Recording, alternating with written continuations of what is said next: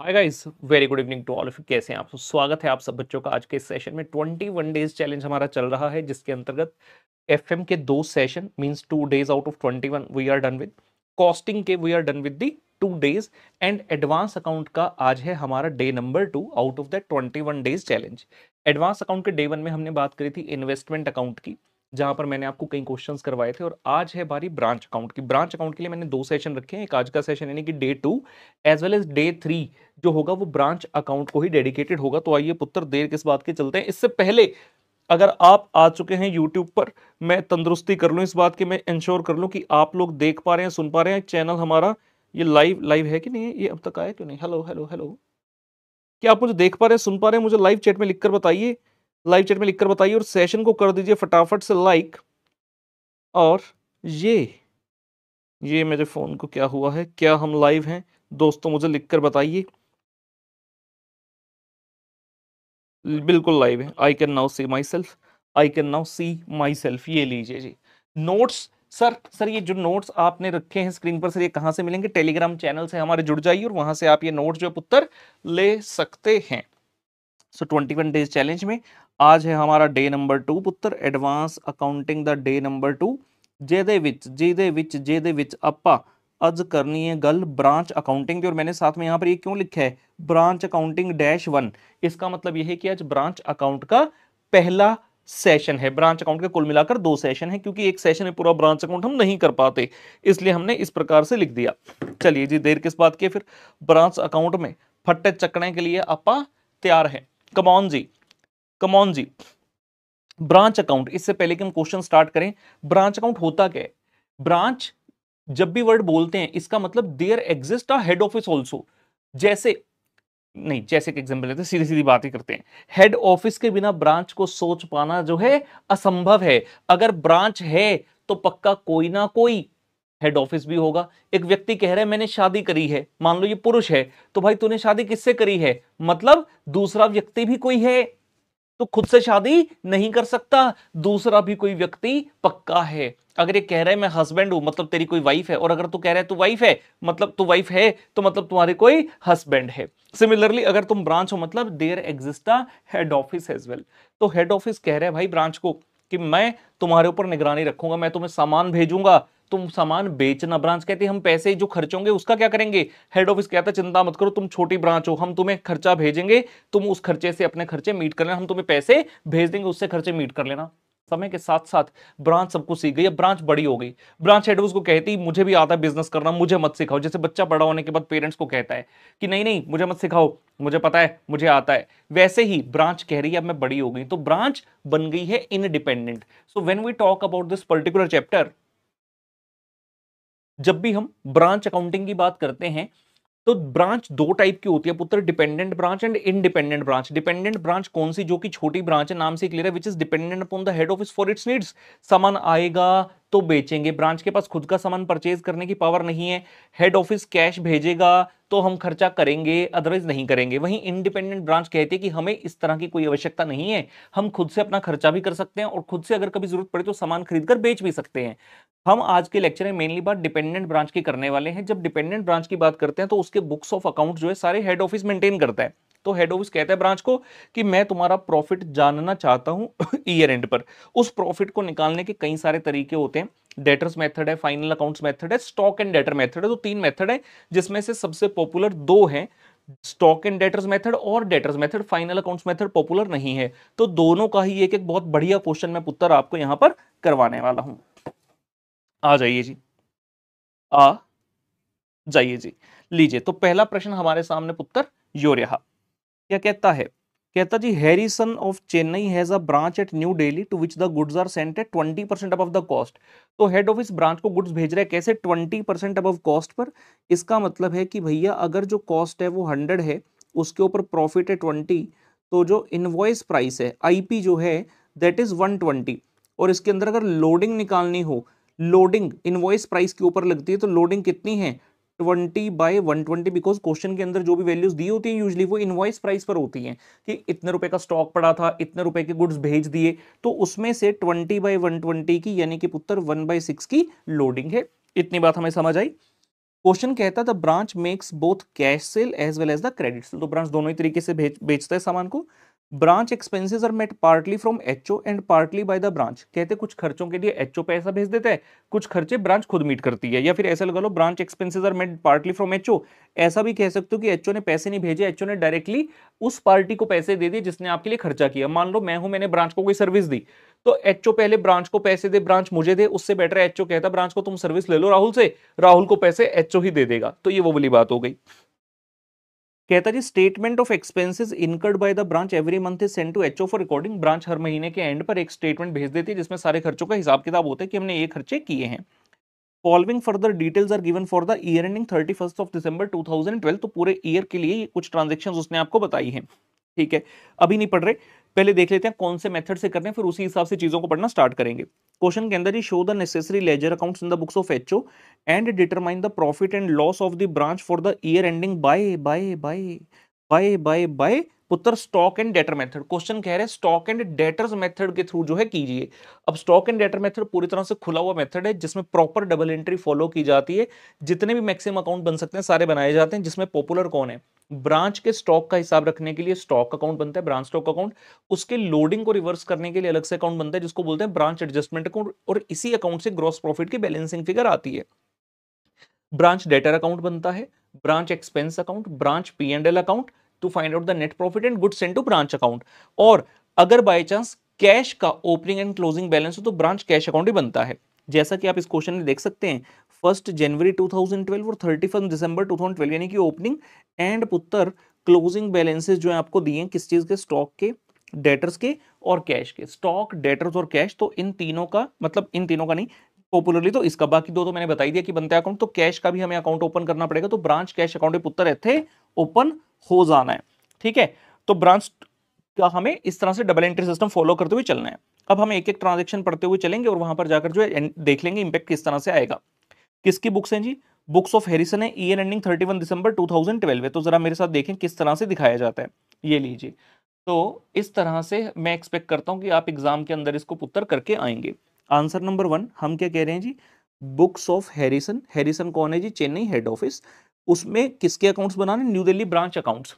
कौन कौन से अकाउंट बनेंगे मैंने आपको बोला, सबसे पहले पुत्र ब्रांच स्टॉक अकाउंट बनेगा, उसके बाद आएगा जी ब्रांच एडजस्टमेंट अकाउंट, सिर्फ नेमिंग कर रहे हैं अभी, ब्रांच डेटर्स अकाउंट पुत्र, ब्रांच एक्सपेंस अकाउंट, क्योंकि यहां से फिगर पी&एल में जाती है और क्वेश्चन ने क्योंकि ओपनिंग एंड क्लोजिंग बैलेंस दिया है तो अब उत्तर ब्रांच द कैश अकाउंट भी बनना है, then branch P and L account and at the end good send to branch account. तो ये कुल मिलाकर अकाउंट बनेंगे। देखने में लगेगा बाप रे कितने सारे बन रहे हैं जी, कितने सारे बनाने हैं तभी हमें नंबर मिलेंगे। ठीक है ना, नंबर भी अच्छे खासे आएंगे, 4 या 5 नंबर का नहीं आएगा, मिनिमम 8 to 10 मार्क्स का इसका क्वेश्चन आपको आएगा, ज्यादा का भी इंस्टीट्यूट पूछ सकता है। आइए देखते हैं, सबसे पहले ओपनिंग बैलेंसेस और क्लोजिंग बैलेंसेस लिख लें। कहता है स्टॉक का 25,000 है ओपनिंग बैलेंस, लेकिन ब्रैकेट में क्या लिखता है, ब्रैकेट में लिख रहा है जी कॉस्ट, जबकि जब आप स्टॉक एंड डेटर मेथड करते हो the stock is to be shown at the invoice price, stock का चाहे ओपनिंग क्लोजिंग या फिर स्टॉक की जो भी मूवमेंट है between the head office and the branch. तो 25,000 की कॉस्ट है और हमें पता है कि वो कॉस्ट में 20% ही बताया था, 20% अबव कॉस्ट भेजता है, तो आप उत्तर हम क्या कहेंगे 25,000 में 20% ऐड करके आप अपना स्टॉक अकाउंट में ओपनिंग बैलेंस दिखाओगे। क्लोजिंग बैलेंस 28,000 ब्रैकेट में लिखा है इनवॉइस प्राइस, तो ये सही है, इसमें 20% आपको ऐड नहीं करना। डेटर्स को ओपनिंग क्लोजिंग और कैश का भी ओपनिंग क्लोजिंग दे दिया। आइए जी ये वाली वैल्यूज लिख दें सबसे पहले। तो बैलेंस ब्रॉट डाउन यहां पर देख सकते हैं, इंपॉर्टेंट पॉइंट, 25,000 कॉस्ट थी और इसमें क्या ऐड कर लिया जी 20%, क्योंकि कॉस्ट प्लस 20% पे ही आपका सामान आता है 30,000, और कैरी डाउन में उसने बताया जी 28,000 का कैरी डाउन है। जो एक और वैल्यू लिखी है उसको छोड़ दीजिए फिलहाल, जहां जहां मैं टिक कर रहा हूं समझते जाइए। उसके बाद branch debtor account brought down question ने दिया, कैरी डाउन क्वेश्चन ने बता दिया, और ब्रांच कैश का भी ब्रॉट डाउन 5,000 पुत्र, कैरी डाउन 2500 क्वेश्चन ने बता दिया। ये वाली चीजें अपने को बिल्कुल पूर्ण तरीके से क्लियर है। सबसे पहला काम क्या कर सकते हैं, जैसे ही स्टॉक अकाउंट में ओपनिंग क्लोजिंग बैलेंस लिखा है आप इसका लोडिंग रिवर्स अगर चाहें तो कर सकते हैं। जैसे कि ओपनिंग बैलेंस है 30,000, लोडिंग कितने थे मैंने आपको लिखकर बताया था, भूलना नहीं है मित्रों, भूलना नहीं है मित्रों। ये लीजिए, तो लोडिंग हमने यहाँ बनाई थी 20/120, यानी कि 1/6 की पुत्र इसमें लोडिंग है। ये लीजिए, तो आपका ओपनिंग बैलेंस है 30,000, उसकी लोडिंग रिवर्स करने के लिए आप क्या करोगे, ब्रांच एडजस्टमेंट में इस तरीके से ये इसकी लोडिंग जो है पुत्र रिवर्स होती है। इस तरह से। तो बाय स्टॉक रिजर्व 30,000 को ओपनिंग बैलेंस है, जिसमें से लोडिंग रिवर्स कर दी 5,000 की, तो नेट कितना रह गया? क्योंकि देखा जाए अब 30,000 का स्टॉक थोड़ी है, वो तो प्रॉफिट ऐड करने के बाद कॉस्ट कितने हो स्टॉक की? 25,000। तो यार कॉस्ट ही डेबिट होनी चाहिए, लेकिन आपने तो डेबिट 30,000 कर दिया, तो 5,000 को रिवर्स कर रहे हैं, सो दैट नेट कॉस्ट जो है वो 25,000 ही बचेगी। ठीक है, क्लोजिंग बैलेंस का मैं अभी नहीं कर रहा, क्योंकि क्लोजिंग बैलेंस में एक और चीज बाकी है। अब बढ़ते हैं आगे ट्रांजेक्शन की तरफ, जो जो ड्यूरिंग द ईयर हुआ। Cost of goods sent to branch, अब ये क्या है? गुड्स सेंट टू ब्रांच है, लेकिन क्या लिख रहा है? एट कॉस्ट है, तो यहां पर भी वही वाली दिक्कत है, ये कॉस्ट है तो हमें इसमें खुद से जो वो कॉस्ट के ऊपर लोडिंग लगाकर भेजते हैं उसे ऐड करना पड़ेगा। तो 2 लाख में 20% पुत्र प्लस करेंगे, कितना आ जाएगा? 2,40,000। और साथ में क्या कहता है, देखिए अगली लाइन, ये कितना आ गया? मैंने बोला 2,40,000 पुत्र। ये इस क्वेश्चन का सबसे जबरदस्त इंपॉर्टेंट पॉइंट है। Goods received by branch till 31 December at invoice price. कहते हैं हमने ड्यूरिंग देयर भेजे 2,40,000 की इनवॉइस प्राइस के गुड्स, जिसमें से ब्रांच को 31 दिसंबर मतलब ईयर एंड तक, ये देखिए बताया ईयर एंड कब होता है? 31 दिसंबर 2012 को सिर्फ कितने के इनवॉइस प्राइस का सामान मिला? 220। इसका मतलब है भाई इन दोनों का जो डिफरेंस है, एचओ ने 2,40,000 का सामान भेजा, ब्रांच को 220 का मिला है, तो बाकी 20,000 क्या है? बाकी 20,000 को हम बोलते हैं जी जीआईटी, गुड्स इन ट्रांजिट। तो जब एचओ ब्रांच के अकाउंट्स बना रहा है, एचओ को तो पता है ना कि मैंने सामान भेजा हुआ है, तो एचओ डेबिट करेगा ब्रांच को 2,40,000 से कि हमने इतना सामान भेजा है। लेकिन ब्रांच कह रही है मेरे पास क्लोजिंग 28,000 है, क्योंकि ब्रांच को ये नहीं पता कि अभी 20,000 का सामान और रास्ते में है जो आ रहा है। तो आपको इसका कंप्लीट इफेक्ट दिखाने के लिए वो 20,000 भी साथ में क्लोजिंग स्टॉक में दिखाना पड़ेगा, क्योंकि आज नहीं तो कल वो पहुंच ही जाएगा। ये देखिए जी, वेरी वेरी इंपॉर्टेंट। तो हम कह रहे हैं जी to goods sent to branch पुत्र, 2 लाख रुपी प्लस 20% कर दिया, और ये आ गया जी 2,40,000। और क्योंकि इसमें से 20,000 का गुड्स इन ट्रांजिट है, तो वो आप यहां पर दिखाएंगे, और क्लोजिंग स्टॉक आपका जो बनेगा वो टोटल 48,000 का बनेगा। Very very important point in the question. अब यहां पर रुककर पहले इनका डबल एंट्री इफेक्ट पूरा कर लेते हैं। आपने ब्रांच स्टॉक में लिखा to goods sent to branch 2,40,000, तो goods sent to branch account में आ गए जी बाय ब्रांच स्टॉक 2,40,000 रुपए। उसके बाद जो गुड सेंट टू ब्रांच है, इसका लोडिंग फिर से रिवर्स करने के लिए आप ब्रांच एडजस्टमेंट अकाउंट में पुत्र एंट्री करोगे, जो कि कितने रुपए से हो रही है? देखिए जी, 2,40,000 का गुड्स था, उसमें से 20/120 का लोडिंग है, तो कितना आ गया पुत्र? 40,000। और good sent to branch account में जाकर फिर से आप कहेंगे जी, गुड सेंट टू ब्रांच में जाकर कहेंगे टू ब्रांच एडजस्टमेंट 40,000, इस अकाउंट में और कुछ नहीं आता, तो ये अकाउंट आपका क्लोज हो गया। 2 लाख रुपए की कॉस्ट है, जो कि आप अपने ट्रेडिंग अकाउंट में भेज देंगे, या फिर ब्रांच इसको परचेज मानकर लिख लेगी। 2 लाख रुपए की नेट कॉस्ट का सामान आपको रिसीव हुआ है। ओके, उसके अलावा आपने जैसे ही कैरी डाउन लिखा 48,000 का, तो आप इसकी लोडिंग भी रिवर्स कर सकते हैं। इसका लोडिंग कहां रिवर्स होगा? ऑपोजिट साइड पर। तो 48,000 का तो इनवॉइस प्राइस है, कॉस्ट कितनी है उसकी? तो 48,000 में से आपने 20/120 करके लोडिंग निकाल दी, ये आ गया जी 8,000 रुपए। आई होप यहां तक क्लियर है। कोई भी पॉइंट पिक करेंगे, उसका पूरा डबल एंट्री इंपैक्ट खत्म करने के बाद ही आपने आगे बढ़ना है। स्टॉक एंड डेटर मेथड की विशेषता है, अगर आपने किसी भी ट्रांजैक्शन का सिर्फ एक इफेक्ट पोस्ट किया और दूसरा करना भूल गए, तो लास्ट में ऐसा फंस जाएंगे चक्कर व्यू में, और एग्जाम में तो प्रेशर सिचुएशन होती है that you will not be able to come out from this situation. तो ऐसा मैं नहीं चाहता, तो दोनों इंपैक्ट साथ साथ पोस्ट करते रहने हैं। आगे कहते हैं जी क्रेडिट सेल किया है for the year at invoice price. बिल्कुल ठीक है, सेल है इनवॉइस प्राइस पर है। क्रेडिट सेल क्या हुआ होगा? एक तो स्टॉक आपका कम हो गया, और दूसरा इंपैक्ट कहां आता है इसका? डेटर अकाउंट में जाएगा। ये लीजिए जी, तो ब्रांच स्टॉक अकाउंट में आप कहेंगे हमारा सामान जा रहा है, तो आप कहेंगे by branch debtor credit sale 1,65,000, और ब्रांच डेटर अकाउंट में आ जाएगा जी to branch stock credit sale 1,65,000। उसके बाद देखते हैं क्या ट्रांजेक्शन है नेक्स्ट। क्वेश्चन कहता है जी cash sale for the year at invoice price 59,000। Cash sale, एक तो स्टॉक कम हो गया, आपने सामान बेच दिया तो स्टॉक कम हो गया, तो ब्रांच स्टॉक में आ जाएगा बाय ब्रांच कैश। और दूसरा, आप क्योंकि इस बार ब्रांच कैश का अकाउंट ही मेंटेन करें, तो कैश अकाउंट में डेबिट हो जाएगा। किस प्रकार से? ऐसे देखिए जी, ब्रांच स्टॉक में आ गया पुत्र बाय ब्रांच कैश 59,000 का सेल, और ब्रांच कैश में आ जाएगा आपका to branch stock cash sale 59,000। तो proper double entry system follow करते हुए चलना है। ठीक है, आगे बढ़ते हैं। क्वेश्चन कहता है जी cash remitted to head office, HO को कितना कैश रेमिट कर दिया? 2,22,500। तो ब्रांच कैश में क्रेडिट साइड पर आ जाएगा कि भाई हमने एचओ को भेज दिया 222,500 का। ये लीजिए, ये लीजिए ब्रांच कैश अकाउंट, ये देखिए बाय रेमिटेंस टू एचओ, पैसा हमारे एंड से चला गया 222,500 का। उसके बाद कहता जी एक्सपेंसेस पेड बाय एचओ 12,000। इसका इंपैक्ट देख लेते हैं। एक्सपेंसेस पेड बाय एचओ, ये लीजिए एक्सपेंसेस पेड बाय एचओ।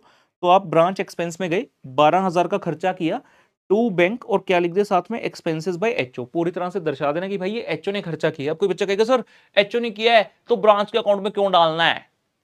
कल को मान लो तुमने कोई बिजनेस स्टार्ट कर दिया, खर्चा है तुम्हारा, जस्ट पे किसी और ने किया, तो क्या करोगे? खर्चा नहीं डालोगे? अरे भाई खर्चा तो डालना पड़ेगा ना। खर्चा किसका है? ब्रांच का है। The branch has to debit this expense, चाहे पे आपने किया, चाहे आपके बिहाफ पर एचओ ने पे किया। उसके बाद क्वेश्चन में क्या दिया है, कहते हैं जी बेड डेट्स रिटर्न ऑफ है 750 रुपए की। तो बेड डेट्स कहां पर आएंगी आपकी? ब्रांच डेटर में। ब्रांच डेटर में आएंगी बेड डेट, और याद रखिए कि bed that P and L में भी आता है। तो ब्रांच डेटर में कहेंगे, नॉर्मली हम लिख देते हैं जी बाय बेड डेट, लेकिन जब आप प्रॉपर डबल एंट्री फॉलो कर रहे हैं तो आपको अकाउंट का नाम साथ में लिखना है। आप कहेंगे by branch P and L, bed date कितने रुपए का पुत्र? 750 रुपए, और ब्रांच पी एंड एल में आ जाएगा to branch debtor bad debt 750 rupee. तो क्वेश्चन में जितनी इंफॉर्मेशन थी वो तो खत्म हो गई। अब हमें खुद से एक एक करते हुए अकाउंट को क्लोज करते हुए आगे बढ़ना है। सबसे पहले ब्रांच स्टॉक अकाउंट में आए तो क्रेडिट साइड का टोटल जो है वो 272 है, डेबिट साइड से एक्सीड करके। तो डेबिट साइड पर जो बैलेंसिंग फिगर आ रही है उसे हम कहेंगे जी ये हमारा एब्सोल्यूट सरप्लस है, और ये पूरा अमाउंट उठकर आपके ब्रांच एडजस्टमेंट में चला जाएगा। आइडियली होता क्या, डेबिट साइड पर कितना सामान आया पड़ा था प्लस कितना है, और क्रेडिट साइड पर कितना सामान सेल कर दिया और कितना पड़ा है, तो ये टैली हो जाना चाहिए। लेकिन अगर टैली नहीं हो और डेबिट साइड पर बैलेंसिंग फिगर आ रही है, इसका मतलब है कि आपने जो सेल करी है वो इनवॉइस प्राइस से ज्यादा की कर दी है, तो ये प्योरली आपका प्रॉफिट है। मान लो जी 50,000 आपके गुड्स का इनवॉइस प्राइस था, लेकिन आपने जब सेल किया तो आपने इनवॉइस से थोड़ा ज्यादा पर कर दिया 52 पर, तो 2000 का प्रॉफिट आ गया। तो ये वो प्रॉफिट आ रहा है और ये हमारे ग्रॉस प्रॉफिट में बनकर पहुंच जाएगा। तो हमने कहां डाल दिया इसे? ब्रांच एडजस्टमेंट में। और ब्रांच एडजस्टमेंट कह रहे आ जाओ, तो इसकी लेजर पोस्टिंग ये हो गई जी। आपने वहां लिखा ब्रांच स्टॉक में to branch adjustment, branch adjustment कह रहे हैं बाय ब्रांच स्टॉक पुत्र सरप्लस कितने रुपए का जी?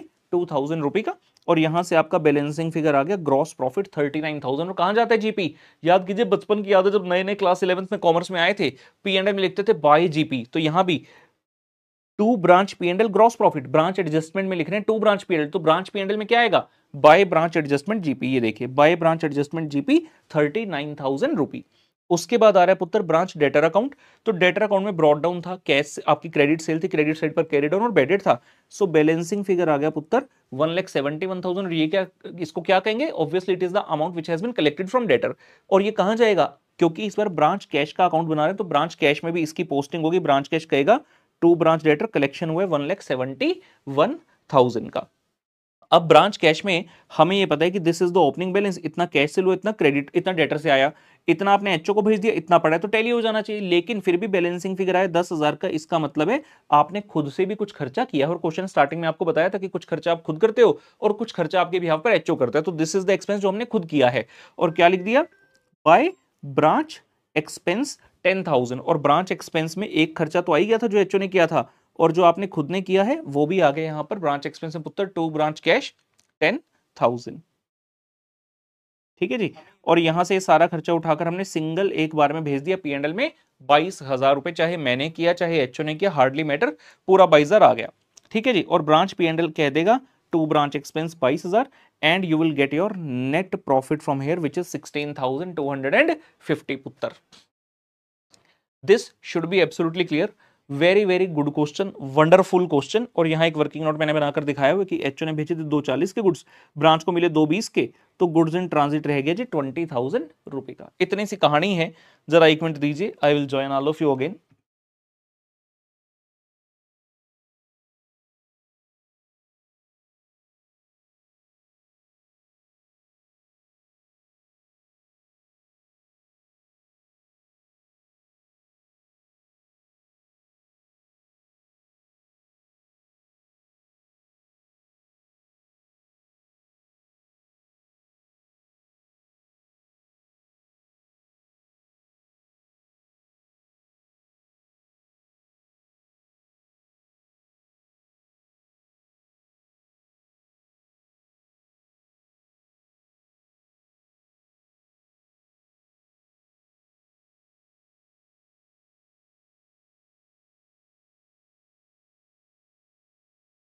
हाँ जी गाइस, लेट्स मूव अहेड।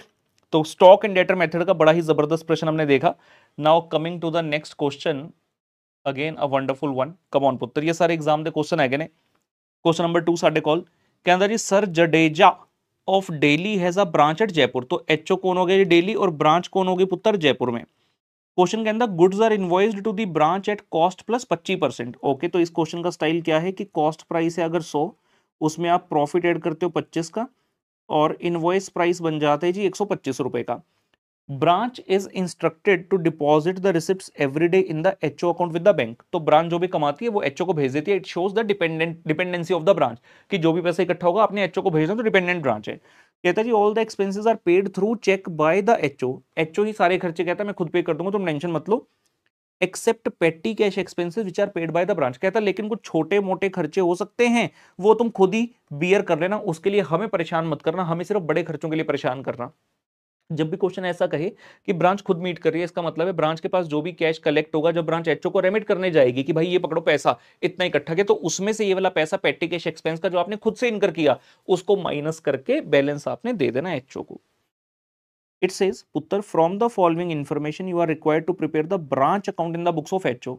जैसे ही क्वेश्चन ने बोला कि आपको branch account in the books of HO बनाना है, आपके दिमाग की घंटी बजनी चाहिए कि भाई ये कौन सा मेथड है। ये है आपका डेटर्स मेथड। डेटर मेथड होते हैं जिसमें एचओ की बुक्स में सिर्फ ब्रांच अकाउंट प्रिपेयर किया जाता है। मतलब एक मेन अकाउंट होता है ब्रांच अकाउंट, उसके अलावा मीमो अकाउंट हो सकते हैं, स्टॉक अकाउंट, मीमो डेटर, इस तरह के आपके अकाउंट्स हो सकते हैं। ठीक है, क्वेश्चन क्या क्या कह रहा है ये देखें। Stock at invoice price on 1 अप्रैल मतलब ओपनिंग स्टॉक है। Stock at invoice price on 31 मार्च मतलब क्लोजिंग स्टॉक है। डेटर्स हैं ऑन 1 अप्रैल मतलब ओपनिंग, डेटर्स ऑन 31 मार्च मतलब क्लोजिंग, फर्नीचर फिक्सर ऑन 1 अप्रैल मतलब ओपनिंग। तो आपके पास 3 ओपनिंग बैलेंस है और 2 क्लोजिंग है। फर्नीचर का उसने क्लोजिंग बैलेंस नहीं बताया अब तक। चलिए हम इतनी चीजें पहले पोस्ट कर लें यहाँ पर, क्वेश्चन में आए, क्वेश्चन के मतलब उत्तर में आए, और इस तरह से पूर्ण तरीके से पहले लिख देना क्लियरली आपने। आप कहेंगे जी बुक्स ऑफ सर जडेजा और ब्रैकेट में कि तुम कौन हो, एचओ एट डेली हो, और उसमें आप क्या बना रहे हो जी, जयपुर ब्रांच का अकाउंट। तो ब्रांच अकाउंट है, सबसे आप पहले आप कह रहे हैं टू बैलेंस ब्रॉडन यानी कि ओपनिंग बैलेंसेस।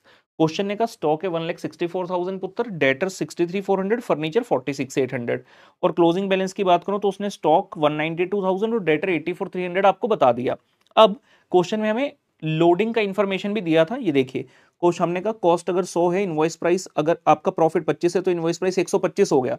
तो इसमें लोडिंग का तरीका क्या हो गया इस क्वेश्चन में कि इनवॉइस प्राइस जितना होगा उसके ऊपर 25/125। तो जब आपने अपना ओपनिंग स्टॉक लिखा इनवॉइस प्राइस पर, इसके अंदर जो लोडिंग है बाय स्टॉक रिजर्व, इसको बोलते हैं स्टॉक रिजर्व, जो स्टॉक के अंदर लोडिंग है 164,000 का इनवॉइस प्राइस, उसमें से पुत्र 25/125 यानी कि आ गया 32,800 अपोजिट साइड पर लिखते हैं सो दैट नेट कॉस्ट आपके पास रह जाए। एक 64 का इनवॉइस प्राइस डेबिट, 32,800 की लोडिंग क्रेडिट, तो 164 minus 3200 will show the net cost. Similarly on the credit side you have a stock of 1,92,000, इसमें से कितने का लोड है जी 25/125 का, तो ये आ गया पुत्र 38,400। I hope till this point we are okay. जब आप डेटर्स मेथड करते हैं ब्रांच अकाउंट के पर्पस के लिए, आपको आपको डेटर्स की मेन 3 चीजें चाहिए होती हैं, ओपनिंग बैलेंस, क्लोजिंग बैलेंस, वो दोनों तो क्वेश्चन है दी, और तीसरी चीज चाहिए होती है कैश कलेक्टेड फ्रॉम डेटर, क्योंकि वो पैसा आपको एचओ को भेजना पड़ता है। तो ब्रांच अकाउंट में क्रेडिट में दिखाया जाता है कि कितना पैसा आप एचओ को भेज रहे हैं। तो आपको चाहिए अमाउंट रिसीव फ्रॉम डेटर, और अगर अमाउंट रिसीव इन तीनों में से कोई भी ऐसी आइटम है जो मिसिंग है तो डेटर का अकाउंट बनाया जाता है। इस क्वेश्चन में अगर आप आगे देखोगे, कैश सेल बता दिया, क्रेडिट सेल बता दिया, कितने गुड्स ब्रांच ने एचओ को भेजे वो बता दिया, एचओ ने कितना एक्सपेंस किया, ब्रांच ने कितने रुपए का पेटी एक्सपेंस किया, और फर्नीचर खरीदा है जी ब्रांच ने 5,000 का ऑन 1 अक्टूबर, वगैरह वगैरह ये चीजें बताई हैं। उसके अलावा उसने डेटर के आपको नहीं बताया कि कितना पैसा रिसीव हुआ। तो डेटर का अकाउंट आपको बनाना पड़ेगा, लेकिन वो मेन अकाउंट नहीं होता। यही क्वेश्चन अगर स्टॉक एंड डेटर से करते तो डेटर अकाउंट मेन अकाउंट हो जाता, डबल एंट्री का पार्ट बन जाता। लेकिन जब आप करते हैं डेटर्स मेथड, उसमें मेन अकाउंट एक ही रहता है ब्रांच, उसके अलावा जितने भी अकाउंट बनते हैं वो सारे वर्किंग नोट का हिस्सा बनते हैं, उनको मीमो कहते हैं, मतलब रफ अकाउंट। चलिए हमने यहां तक कर लिया था, इसके आगे की इंफॉर्मेशन पढ़कर करते हैं। हाँ जी, क्वेश्चन कहता है जी कैश सेल 8,02,600 की, और साथ साथ मैं ये भी पढ़ लेता हूँ क्रेडिट सेल 744,200 की। कैश सेल 8,02,600, आपने जो कैश सेल करके पैसा कमाया कहां जाएगा, रेमिटेंस कर दोगे एचओ को। यही तो कहा क्वेश्चन है, और कि remittance to HO cash sale, और जब डेटर मेथड बना रहे तो रेमिटेंस इसी में दिखानी है। क्रेडिट सेल यहां नहीं आएगी, क्रेडिट सेल थोड़ी रेमिट करोगे, क्रेडिट सेल किसको किया, डेटर को, उसके बदले में जितना पैसा मिला वो यहां आएगा। तो हम यहां बना रहे हैं जी मीमो डेटर्स अकाउंट। ये आ गया आपका ब्रॉड डाउन और कैरी डाउन, जो क्वेश्चन ने दिया था ओपनिंग क्लोजिंग बैलेंस, कितने रुपए की क्रेडिट सेल करी ये भी बता दिया। तो यहां से आपका बैलेंसिंग फिगर आ गया पुत्र 7,23,300, मतलब this is the amount which you have received from the debtor, और ब्रांच ये वाला पैसा भी उठाकर किसको दे देगी जी, एचओ को। तो ये आ गया 7,23,300 का। I hope this is also clear. आगे बढ़ते हैं। क्वेश्चन कहता बेटा next, goods invoiced to branch by HO, मतलब एचओ ने कितने रुपए के गुड्स भेजे। इनवॉइस्ड मतलब इनवॉइस प्राइस है 12,56,000 रुपए का। तो 12,56,000 ब्रांच कहेगी to good sent to branch, जैसे नॉर्मल आप डेबिट करते हो जब भी सामान खरीदते हो, तो यहाँ पर खरीदने के बजाय एचओ ने भेजा है to good sent to branch 12,56,000, और क्योंकि ये भी इनवॉइस प्राइस है इसमें से भी लोडिंग रिवर्स आपको करनी पड़ेगी। तो हम कह रहे हैं by good sent to branch, invoice price में से 25/125 हटा दिया, 251 200 का इसके अंदर प्रॉफिट था। तो नेट आपके पास कॉस्ट बच गई। After that the question is उत्तर, इस तो बाद कहता जी एक्सपेंसेस पेड बाय एचओ 2,64,000, कुछ एचओ ने खर्चा कर दिया और कुछ आपने कर दिया। जो खर्चा आपने किया, आप जब रेमिटेंस करोगे तो इस वाले खर्चे को आप क्या कर लेना जी, माइनस कर देना, क्योंकि जब आप एचओ को पैसा भेज रहे थे आपने बोला यार 20,900 का तो खुद से खर्चा किया, तो वो माइनस करना होगा आपको, और जो एचओ ने खर्चा किया वो एज इट इज आपका आ जाएगा। आइए देखते हैं, लेट अस सी। तो आपने कहा जी to bank expenses paid by HO, ये तो हो गए 264। अब कोई बच्चा कहेगा सर 20,900 भी तो खर्चा ही है, वो भी डेबिट होना चाहिए। एक ही बात है, चाहे डेबिट करो चाहे क्रेडिट से माइनस कर दो। तो हम कह रहे हैं जी माइनस कर दिया, जब रेमिटेंस कर रहे तो हमने कहा इतने रुपए की कैश सेल इतना डेटर से आया, टोटली हो गया, लेकिन इसमें से हमारा थोड़ा खर्चा हो गया पेटी का, तो वो आपने यहां से माइनस कर देना। उसके बाद बेटा क्वेश्चन ने कहा आपको लास्ट पॉइंट, कहता जी furniture acquired by branch on 1 October. आपका ईयर का बैंड होता है, क्वेश्चन ने कुछ बताई है तारीख वगैरह, आइए देखें एक बार। क्वेश्चन ने ये बताई ना 31 मार्च 13 को ईयर एंड होता है, आपने 1 अक्टूबर को खरीदा यानी कि मिड ऑफ द ईयर, 6 महीने बाद स्टार्ट होने के। अक्टूबर नवंबर दिसंबर जन फेब मार्च, तो 6 महीने का डेप्रिसिएशन यानी कि इसके ऊपर भी लगेगा। कहता payment was made by the branch from castle and collection, तो ब्रांच ने ही पेमेंट करी है इसकी, एचओ ने नहीं करी, ब्रांच ने पेमेंट करी है, यानी कि जब आप रेमिटेंस कर रहे हो तो ये वाले 5,000 भी माइनस कर लेना। ठीक है। दूसरा इसमें इंप्लीकेशन क्या है, क्वेश्चन आपको कह रहे हैं डेप्रिसिएशन प्रोवाइड करना ऑन ब्रांच फर्नीचर फिक्सचर है 10% per annum on WDV basis. Closing balance याद रखिए, क्वेश्चन ने देखो स्टॉक का ओपनिंग क्लोजिंग, डेटर का ओपनिंग क्लोजिंग दिया था, लेकिन फर्नीचर का सिर्फ ओपनिंग बताया था, क्लोजिंग नहीं बताया। तो यार हम क्वेश्चन के मुताज थोड़ी हैं, हम खुद से फाइंड आउट कर सकते हैं। जो ओपनिंग बैलेंस था इसके ऊपर सीधा सीधा 10% माइनस कर देना, जो 1 अक्टूबर को खरीदा इसमें से 10% माइनस कर देना 6 महीने के लिए, जो बच जाएगा वो सारा आपका बच जाएगा क्लोजिंग बैलेंस। आइए देखते हैं। तो मैं सीधा वर्किंग नोट में लेके जा रहा हूं आपको फर्नीचर फिक्सचर के। ओपनिंग बैलेंस कितना था जी 46,800 का, इसमें से 10% का डेप्रिसिएशन माइनस कर दिया, क्योंकि पूरा साल डेप्रिशिएट हुआ, स्टार्टिंग डेट से लेकर ईयर एंड तक हमारे पास रहा, तो इसकी बुक वैल्यू बीवी, बीवी मतलब बुक वैल्यू ऑन 31 मार्च है 42,120। वहीं जो आपने एक्वायर किया 1 अक्टूबर को, उसकी कॉस्ट है 5,000, लेकिन उस पर डेप्रिसिएशन लगेगी 10% के हिसाब से 6 महीने की, तो उसकी बुक वैल्यू आ गई जी 4750 की। आप इन दोनों को उठाकर क्लब कर लें, इसको और इसको, ये टोटल बन रहा है पुत्र, ओए होए होए होए, ये टोटल बन रहा है पुत्र 46,870। तो ये वाली वैल्यू आप यहां पर जाकर लिख देंगे। ठीक है। और जो बच्चे बाद में जुड़े उनको बता दूं, ये नोट्स आपको टेलीग्राम चैनल से मिल जाएंगे। 46,870, और जो फर्नीचर आपने परचेज किया था उसके पैसे भी आप रेमिटेंस के वक्त माइनस करोगे, ये आ गया जी 15 लाख नेट। सारी जगह टिक लग चुका है, आप इसको फाइनली बैलेंस करेंगे। So this is going to be your final answer 2,74,570 पुत्र। आई डोंट थिंक इसमें कोई डाउट है। देख लो जरा बच्चे लाइव चैट में कुछ कह तो नहीं रहे हैं, जरा बच्चे देख लो लाइव चैट में कुछ कह तो नहीं रहे हैं हमें, नहीं कह रहे हैं हमें। ठीक है जी, ये वाला भी कर लीजिए, इसके बाद हम मल्टीपल चॉइस वाला करेंगे।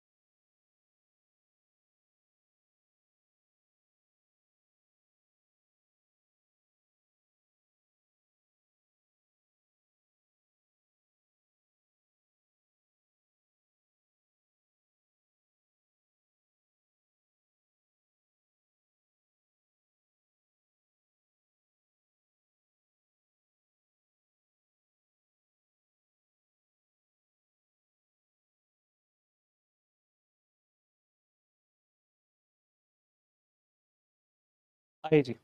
सो दो बढ़िया प्रश्न करने के बाद लेट अस सी, वैसे तो प्रैक्टिकल चैप्टर है, objective type question multiple choice कुछ ज्यादा बनेंगे नहीं, लेकिन फिर भी आइए देख लेते हैं। मैंने कुछ मल्टीपल चॉइस क्वेश्चन पुत्र यहां पर रखे हैं, वी शैल सी दीज। हाँ जी, कहता जी इन फॉरेन ब्रांच expenses रुको रुको रुको रुको, in foreign branch expenses are converted at dash rate under the ईफो। अब भाई चाहे हो ईफो चाहे हो नीफो, एक्सपेंसेस को कन्वर्ट करने का रेट तो एक ही रहता है। क्या क्या दिए ऑप्शन, कहता जी opening rate, closing rate, average rate या एक्चुअल रेट। क्या लगता है आपको कौन सा होना चाहिए? क्या लगता है पुत्र, कौन सा रेट होना चाहिए? क्या ओपनिंग रेट से कर दूं सारे खर्चों को, क्या क्लोजिंग से कर दूं, क्या एक्चुअल से कर दूं, या एवरेज से कर दूं? आंसर है एवरेज से करना, क्योंकि एक्सपेंस ऐसी चीज है जो ड्यूरिंग द ईयर होता रहता है। ऐसा नहीं है कि सिर्फ ईयर के बिगिनिंग में होता है या फिर ईयर के एंड में होता है, वो तो ऐसी चीज है जो ड्यूरिंग द ईयर होता रहता है। तो इसका जो करेक्ट आंसर है, इसका जो करेक्ट आंसर है वो है सी। थर्ड क्वेश्चन का आंसर है सी। उसके बाद है क्वेश्चन नंबर 4, कहता जी remittance by remittance by branch to HO, branch ने एचओ को रेमिट किया, ठीक है। कहता फाइनल अकाउंट्स मेथड है, कहता बताना कहां अपीयर करेगा, कहां अपीयर करेगा? क्या ट्रेडिंग के डेबिट साइड पर आ जाए, क्या पीएनएल के डेबिट साइड पर आए, क्या पीएनएल के क्रेडिट पर आए, हैं डजंट अपीयर, या आए ही नहीं? जरा बताइए, मैं इंतजार कर रहा हूं। अब हम क्वेश्चन 4 के उत्तर की बात करेंगे। बच्चों ने जो ऑप्शंस लिखे हैं ये पिछले प्रश्न की थी। क्वेश्चन नंबर 4 की सही उत्तर ऑप्शन क्या होनी चाहिए मित्रों? क्वेश्चन आपके सामने है, जरा बताओ। ये स्मार्ट बंदा कौन है कैप लगा के? अरे ये तो टीआरजी लगता है, अरे ये तो मैं ही हूं। बताओ भाई, क्वेश्चन नंबर 4 का आंसर कहां गए मित्रों? फाइनल अकाउंट्स मेथड में रेमिटेंस अगर की है ब्रांच ने एचओ को, तो कहां आएगी? डेबिट में आएगी या क्रेडिट में? अगर डेबिट में आएगी तो ट्रेडिंग या पीएनएल, या फिर आएगी ही नहीं? क्या लगता है आपको उत्तर मेरे मित्र? हाँ जी, फाइनल अकाउंट्स मेथड में बनता है ट्रेडिंग और पीएनएल अकाउंट, जो कि बड़ा ही स्ट्रिक्ट है, जो कहता है यार तुम्हारे बीच में पैसे का जो आदान प्रदान हो रहा है मैंने इससे क्या लेना। मुझे तो ये बताओ कि कोई चीज खर्चा है या इनकम है, खर्चा है या इनकम है, एक्सपेंस है या रेवेन्यू है? ब्रांच ने जब एचओ को पैसा भेजा, क्या ये एक्सपेंस है, क्या ये रेवेन्यू है? ना तो ये एक्सपेंस है ना ये रेवेन्यू है। तो ये तो क्वेश्चन पागल बना रहा है। इसका जो आंसर है वो डी है। बच्चे लगे हुए हैं, कोई कह रहा है ए, कोई कह रहा है सी, और ये आए हैं एक बच्चे जिन्होंने कहा डी, और मैं मानता हूं इन्होंने मेरा उत्तर सुनने से पहले ही डी कह दिया। तो भाई इसका आंसर डी है। अगर ब्रांच एचओ को रेमिटेंस भेज रही है और मेथड है फाइनल अकाउंट्स, तो ये कहीं पर भी नहीं आता मित्रों। इसी के साथ हमारा ब्रांच अकाउंट का सेशन नंबर 1 होता है एंड एंड एंड। उम्मीद करता हूं जो बच्चे शुरू से अंत तक हमारे पास, जो बच्चे शुरू से अंत तक हमारे साथ बने रहे, उन्होंने बिल्कुल नॉलेज अच्छी गेन करी होगी। और इसी तरह से मेरे साथ हर सेशन में जुड़ते रहिए फॉर ऑल द सब्जेक्ट। बच्चे कह रहे हैं फोटो में हीरो दिखा रहे हो साहब आप, अरे अरे दिख रहे हो। मैं वैसे भी तो यार वैसे नहीं लग रहा, कैप लगा के आऊँ नेक्स्ट सेशन में, कैप गॉगल लगा के आऊँ तो मैं हीरो लगवा दूं। हाँ जी, हीरोगिरी बाद में, पहले तुम क्वेश्चन पे ध्यान दो। मैं तो रियल लाइफ हीरो हूं, मेरी बात क्या करे हो थम। और जो बच्चे लेट आए हैं लाइक क्लिक करके जाना सेशन को, और टेलीग्राम चैनल से जुड़ जाना। यूट्यूब पे बेल आइकन प्रेस कर दो सो दैट नोटिफिकेशन सारी आती रहे। आने वाले दिनों में बहुत जबरदस्त बहुत अमेजिंग कंटेंट आप लोगों के लिए हमारे यूट्यूब चैनल पर पुत्र आने वाला है। और अपने दोस्तों को बता देना कि भाई ऐसे ऐसे सर का एक सेशन चल रहे हैं चैलेंज वाले डेज 21 चैलेंज, तो उनको भी बोल दो आ जाए और ज्वाइन करें। मैं राहुल गर्ग इसी के साथ लेता हूं